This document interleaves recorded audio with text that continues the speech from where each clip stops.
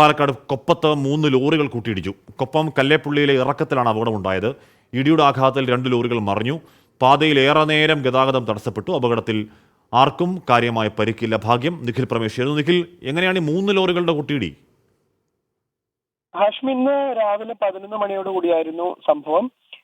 ഒരു ലോറിക്ക് പുറകിലായി മറ്റൊരു ലോറി ഇടിക്കുന്നു, അതിന് പുറകിലായി മറ്റൊരു ലോറി, അങ്ങനെ 3 ലോറികൾ ഒരേ സമയം കൂട്ടിയിടിക്കുന്ന സാഹചര്യം ഉണ്ടാവുകയായിരുന്നു. ഇടിയുടെ ആഘാതത്തിൽ 2 ലോറികൾ മറിഞ്ഞു. ഈ ലോറിയിൽ ഉണ്ടായിരുന്ന കരിങ്കല്ല് പാതയിലേക്ക് പതിച്ചു. ഇതിനെ തുടർന്നാണ് ഏറെ നേരം ഗതാഗതം തടസ്സപ്പെടുന്ന സാഹചര്യം ഉണ്ടായത്.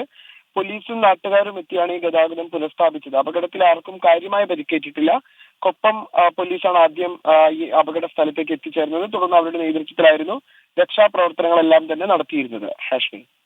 ഓക്കെ, നിഖിൽ പ്രമേശാണ് ആ വാർത്തയുടെ വിവരങ്ങൾ. ഒരു ലോറി മറിഞ്ഞു, പക്ഷേ എന്ന് പറഞ്ഞാലും ഒരു വലിയ ഇടിയാണെങ്കിലും ആർക്കും കാര്യമായി പരിക്കൊന്നുമില്ല. മഹാഭാഗ്യം.